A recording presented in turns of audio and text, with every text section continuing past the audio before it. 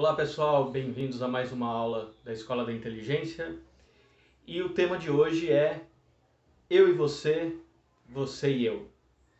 E vamos juntos nessa aventura onde nós estamos buscando nos autoconhecermos, ao mesmo tempo que a gente precisa identificar e relembrar a importância de fazer uma faxina na nossa mente. Então, para retomar isso, eu gostaria de falar com vocês, de refletir com vocês. Lá na página 33 da apostila, se vocês quiserem ir pegando, nós recebemos milhares de informações todos os dias, não é mesmo? Seja nas redes sociais, na televisão, pelos membros da família. No entanto, quem que deve assumir a responsabilidade por gerenciar todas essas informações? O que é possível a gente filtrar do que é bom e do que não é? Gostaria de falar com vocês, então, a importância que as redes sociais têm para a nossa comunicação, ao mesmo tempo de refletir com vocês também quais são os desafios que as redes sociais promovem no nosso dia a dia. Quais são as notícias verdadeiras, quais são as notícias falsas? E como que a gente consegue diferenciar uma da outra? Difícil, né? Gostaria de retomar a importância, né, dessa questão da faxina. A gente toma banho, escova os dentes, faz tantas coisas, troca de roupa, higieniza as mãos e a gente não consegue parar 10 minutinhos para pensar e fazer uma limpeza na nossa mente, não é mesmo? Então, proponho um desafio para vocês. Todos os dias, um pouco antes de vocês dormirem ou na hora que depois de vocês almoçarem, jantarem, escolha o melhor horário. Fiquem 10 minutos pensando sobre todas as informações que vocês receberam e quais são importantes guardar na nossa mente e quais são boas para descartarmos. Beleza? Nós já falamos sobre a janela Killer e a janela Light. Quais são as janelas que vocês estão abrindo nesses últimos dias? Então, para que a gente consiga fazer uma boa faxina, precisamos também de bons produtos de limpeza. Um dos produtos é a Escola da Inteligência.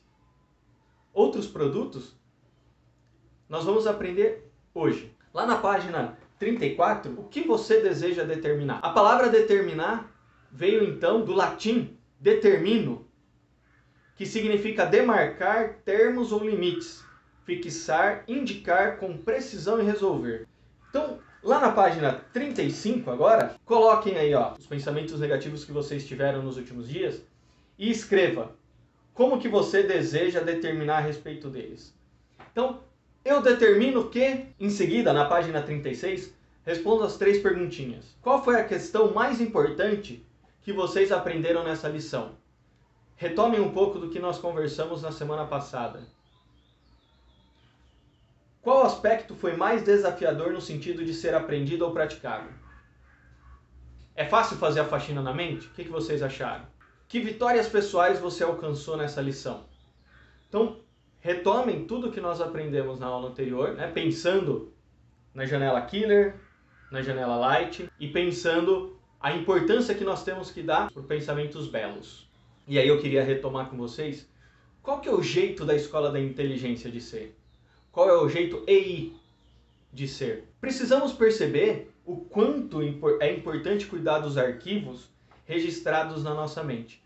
Tudo que nós vivemos, tudo que nós experimentamos, fica guardado na nossa mente. Lembra do vídeo da semana passada? E aí? Como que a gente mantém esses arquivos? Faz o backup deles, né? E quais a gente vai manter acessando diariamente? Devemos aprender a filtrar os nossos pensamentos não saudáveis que nos aprisionam e nos impedem de construirmos ainda mais a nossa inteligência. Quando a gente filtra, a gente consegue perceber que nós somos seres únicos. Já vencemos tantas corridas, já superamos tantos desafios e vamos superar muito mais. Então, vamos filtrar esses pensamentos, combinado? Temos 2 caminhos a percorrer. Ou nós aprendemos a dominar os nossos pensamentos e fazer uma faxina diária na nossa mente, ou nossos pensamentos irão nos controlar. Pensamentos negativos, a impressão que dá é que eles têm mais força, eles são mais fortes que nós mesmos. Mas cabe a nós filtrarmos esse pensamento, colocar na lata do lixo e mandar embora. Devemos aprender a aplicar a técnica duvidar, criticar e determinar. Duvidar do pensamento é: o que será que ele está querendo dizer? Será que é verdade mesmo? Criticar é, a partir do momento que eu duvido desse pensamento, qual outra ideia está por trás? E aí você faz uma crítica para aquele pensamento negativo. Por exemplo, ninguém gosta de mim. Duvidar. Será que ninguém gosta mesmo de mim? Será que esse pensamento vai me ajudar a crescer? Por que será que eles não gostam de mim? Criticar. Eles não gostam de mim? Ou será que esse pensamento é não saudável? E fico cabisbaixo, triste, chateado? Esse pensamento é mentira. E eu determino, aí a terceira palavrinha, eu determino que eu sou gestor das minhas emoções e que as pessoas terão que gostar de mim do jeito que eu sou. Eu preciso aprender a mudar com os meus erros. Mas ao mesmo tempo, eu não preciso mudar as minhas atitudes para que fulano ou cicrano goste de mim. Tá bom? Vocês já viram filmes que tem o ator principal, não tem? O protagonista? Adivinha quem é o protagonista da história de vocês? Isso mesmo. Vocês são os atores principais da história de vida de vocês. E são vocês que fazem as escolhas. E são vocês que fazem a faxina, são vocês que devem fazer as limpezas. Por isso, é importante, cada vez mais, que vocês assumam o protagonismo da história de vocês. É importante conselho, ouvir os outros, mas é mais importante saber lidar com as próprias emoções, com as tristezas, com alegrias. Lembra? No primeiro dia de aula que a gente falou? Não podemos deixar os pensamentos ruins ocuparem o espaço dos pensamentos belos. Tá bom? Nós já refletimos na lição anterior que é ruim ter primeiras impressões. A gente não pode julgar as pessoas pelo que a gente vê. Nós precisamos nos aprofundar e conhecer melhor as pessoas. Que às vezes o que a gente viu é só um retrato de um problema muito maior. Ou de uma história muito maior. Você já foi julgado alguma vez? Por alguma atitude ou por alguma roupa que você estava usando? Como que são os seus relacionamentos dentro de casa, com seus amigos? Você fica irritado fácil? Irritada fácil? Agora eu gostaria de convidar um amigo da Escola da Inteligência para contar uma história para vocês. Se liga na história Cicatrizes de um Herói.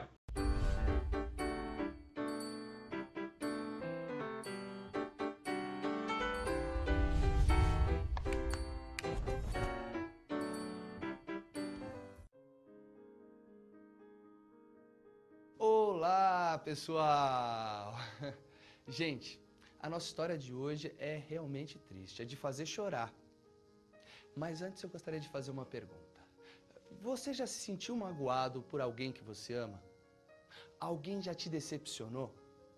A nossa história de hoje vai nos contar sobre uma relação emocionante.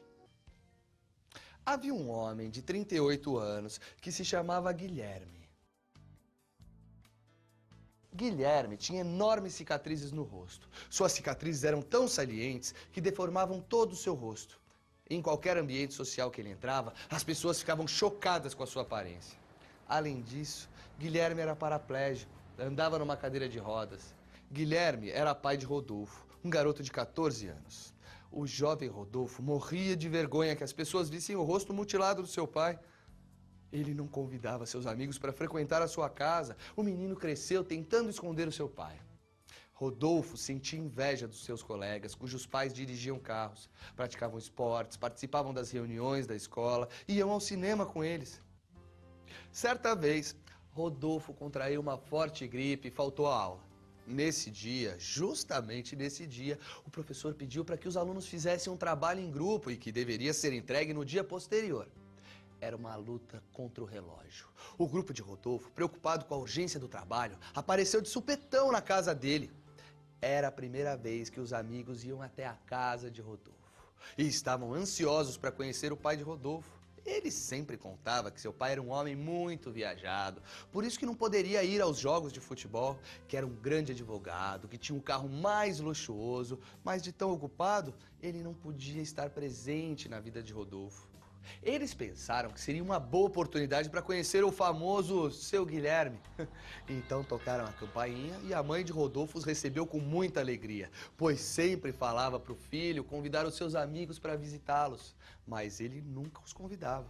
Em seguida, foi chamar Rodolfo, que estava em seu quarto. De repente, apareceu o senhor Guilherme numa cadeira de rodas. Ao olhar para o rosto dele, os alunos receberam um choque. Quem seria aquele homem, pensaram. Logo em seguida, apareceu Rodolfo, que ficou abalado ao ver que seus colegas estavam com os olhos vidrados no rosto de seu pai.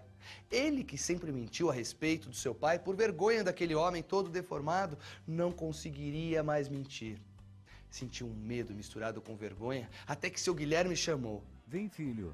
Seus amigos vieram te visitar. Nossa, aí que os amigos de Rodolfo se espantaram. Então, esse é o pai de Rodolfo, eles pensaram. Apesar de assustados, seus colegas perceberam a doçura de um homem mutilado pela vida.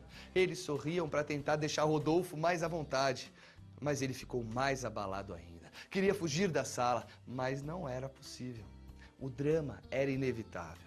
Rodolfo estava tão acostumado em ver os defeitos exteriores do seu pai que nunca o enxergaria como uma pessoa sociável e cativante. Seus preconceitos bloqueavam sua inteligência e impediam-no de ver a beleza escondida atrás das cicatrizes do seu pai.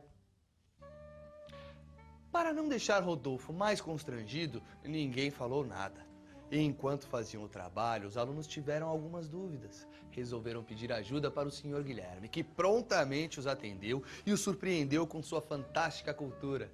Ele lia mais de um livro por semana e, após terminar o trabalho, os colegas de Rodolfo gostaram tanto do seu pai que continuaram fazendo perguntas a ele. De repente, alguém fez a pergunta fatal. Por que o senhor está numa cadeira de rodas? Como surgiram essas cicatrizes? Rodolfo ficou vermelho. Guilherme e sua esposa guardavam um segredo a esse respeito. Sabiam que um dia teriam que contar a verdade para Rodolfo. E percebiam que ele tinha vergonha do pai, embora fosse um bom jovem. Mas nunca haviam entrado em detalhes sobre o acidente. Esperaram que ele crescesse e, ultimamente, os pais comentavam que já poderiam revelar o segredo ao seu filho, mas não haviam decidido o momento certo. Diante da pergunta feita por um dos amigos, os pais de Rodolfo se entreolharam. A mãe movimentou a cabeça e fez um sinal para o senhor Guilherme, estimulando-o a contar um dos mais importantes capítulos da sua história. Os olhos do pai se encheram de lágrimas. A mãe pediu para que todos sentassem em círculo na sala. Eles respiraram fundo e, sobre olhares curiosos, o senhor Guilherme disse: Meu filho, quando você tinha 10 meses de idade, fomos passear no Hotel Fazenda. O hotel era lindo, todo feito de madeira. Eu e sua mãe fomos fazer uma longa caminhada e deixamos a babá cuidando de você. De repente, vimos ao longe labaredas de fogo na direção do hotel. Apressadamente fomos ao local e vimos o hotel em chamas. Eu estava angustiado. O fogo havia se alastrado rapidamente. Procuramos você, mas não achamos. Ao ver a babá sozinha, entramos em desespero, pânico total. Ela o havia abandonado para ir à piscina e teve medo de entrar no hotel para resgatá-lo diante do fogo. O tumulto era grande. As estruturas ameaçavam desabar. E desesperado eu tentei entrar no hotel. Algumas pessoas me seguravam, dizendo que era loucura e pediam que eu esperasse os bombeiros que em breve estariam chegando. E fitando Rodolfo, seu pai acrescentou: Sua vida era mais importante que a minha. Poderia morrer, mas lutaria por você. Rodolfo começou a chorar diante dessa dramática história desconhecida. Guilherme continuou. O calor era insuportável e comecei a tossir muito em meio à fumaça e ao fogo. E depois de cruzar por destroços, fogo e fumaça, eu felizmente o alcancei. Você chorava muito. Eu te peguei no colo, te protegendo e saí do quarto o mais rápido que pude. Quando estava para sair do hotel, tropecei num objeto no meio do caminho. Felizmente, os bombeiros já haviam chegado e resgataram você. Mas antes que me socorressem, uma viga central desabou sobre as minhas costas, fraturando a minha coluna. Com a queda, o meu rosto tocou em brasas vivas e se queimou. Nesse momento, o senhor Guilherme parou a história para enxugar suas lágrimas e, em soluço, ele disse com poesia e profundidade: Essas cicatrizes que espantam as pessoas é o sinal do intenso amor que eu sinto por você, meu filho. Rodolfo, que havia derramado algumas lágrimas, começou a chorar. Se antes sentia vergonha do rosto deformado do seu pai, agora estava sentindo vergonha do seu egoísmo. Em prantos, perguntou: Por que vocês não me contaram essa história antes? E seu pai respondeu: Eu e sua mãe resolvemos não lhe contar a verdadeira história, para que você nunca achasse que por sua causa eu sou um paralítico e deformado. Queríamos que você vivesse a vida intensamente e sem traumas. Tinha medo que você não voasse alto, por ter pena de mim. Não queria que a sua história fosse amarrada nas minhas limitações e nos meus sofrimentos. E se eu errei, meu filho, me perdoe. Fiz o que fiz porque eu amo você. Rodolfo não parava de chorar. Recordou todas as vezes que tentava esconder seu pai dos seus amigos. Ele tinha vergonha das cicatrizes que simplesmente não conhecia. Ele entendeu que tinha sido injusto e superficial e desprezou o maior de todos os heróis. Profundamente comovido e arrependido, Rodolfo saiu de um filho comum para ser um filho brilhante. Olhou nos olhos do seu pai como se lhe visse a alma e disse: Papai, eu é que peço perdão. Eu não o conhecia, mas agora meus olhos o veem. Eu tinha vergonha de você, mas agora vejo que por detrás dessas cicatrizes há um herói que me amou intensamente e lutou por mim com tudo o que tinha. Os seus colegas também não contiveram as lágrimas. Olharam para suas vidas e, num momento de reflexão, descobriram que conheciam pouco seus próprios pais. Em seguida, Rodolfo abraçou seu pai como nunca o havia abraçado. Raramente um abraço foi tão comovente. Depois desse gesto, o jovem Rodolfo fez outro gesto que seu pai jamais imaginou que ele fizesse. Beijou as suas cicatrizes, uma a uma. O pai sabia que o filho desprezava os seus defeitos, mas tinha esperanças de que um dia ele retornaria. De fato, as imperfeições da face do pai, que causavam aversão, tornaram-se fonte mais excelente de orgulho para o filho. Desse modo, tornaram-se grandes amigos, escreveram uma nova história, e essa história comovente nos traz lições grandiosas. E vocês? Conhecem por detrás do comportamento do seu pai, da sua mãe ou das pessoas que cuidam de vocês? Conhecem as noites de insônia que eles tiveram por sua causa? Conhecem os sofrimentos e as batalhas que eles tiveram que enfrentar? Você já parou para pensar na história deles? Ou será que só sabe julgar, reclamar, responder e até ter vergonha deles? A grande maioria dos filhos vive por décadas com seus pais e conhece seus hábitos, suas manias, suas falhas, suas broncas, enfim, suas reações ou cicatrizes externas, mas não conhece o interior, o coração emocional, os textos mais importantes da história deles. Infelizmente, muitos filhos só conseguirão valorizar seus pais no dia em que eles fecharem os olhos para a vida. Alguns só entenderão que perderam tempo na relação com eles, que os deveriam ter conhecido, amado, curtido mais, no dia em que os perderem. É importante que possamos pensar que bons filhos conhecem o comportamento visível dos pais. Filhos brilhantes vão além. Conhecem suas lutas interiores, seus sonhos, suas lágrimas, os dias mais tristes e mais alegres de suas vidas. Bons filhos respeitam seus pais. Filhos brilhantes os compreendem e os admiram. Filhos brilhantes são como garimpeiros que procuram ouro no subsolo da história dos seus pais. Por isso, são capazes de lhes perguntar: quem vocês são? O que lhes motiva a vida? Quais são seus sonhos, suas preocupações? Quais foram as suas batalhas e preocupações que tiveram por mim e nunca me contaram? Quais foram as lágrimas que choraram por mim e nunca se expressaram? Os fracos usam a força, mas os fortes usam a inteligência. Filhos brilhantes usam a inteligência para conhecer o interior dos seus pais e construir excelentes relações sociais com eles. Sabem que seus pais e suas mães não são perfeitos, mas apesar de suas falhas, aprendem a enxergar um tesouro por detrás das suas cicatrizes, ansiedades, dificuldades e erros. Filhos brilhantes também reconhecem suas imperfeições e, por reconhecê-las, descobrem que só uma pessoa imperfeita tem o que aprender. Por isso, aprendem a enxergar com os olhos do coração e, por enxergar a vida nesse patamar, eles veem o invisível, o essencial, aquilo que a imagem não revela. São esses filhos que saem do rol dos comuns e fazem a diferença. Eles não esperam a felicidade vir, eles a constroem. Eles reclamam pouco e agradecem mais, criticam menos e elogiam mais. Sabem que a vida é um grande livro, que pouco ensina para quem não sabe ler. Bem, pessoal, eu espero que vocês estejam aprendendo as importantes lições da vida. E lembre-se sempre, é importante aprender a pensar e a fazer da sua vida uma verdadeira escola de inteligência. Tchau! E aí, gostaram da história? Forte, né? Às vezes a gente tem vergonha das pessoas que estão à nossa volta, dos nossos pais, dos nossos responsáveis. Mas nós não podemos, porque com certeza o suor deles, o trabalho deles, o choro deles são importantes para que a gente consiga seguir em frente, construir a nossa própria história. Nós não podemos abraçá-los hoje, mas eu gostaria de convidar vocês a escrever bilhetinhos, cartinhas. Elogie o pai de vocês, elogie a mãe de vocês, a avó, os irmãos, as pessoas que estão na casa com vocês. Mande aquele WhatsApp pro amigo. Gosto muito da sua amizade. Pai, mãe, eu te amo.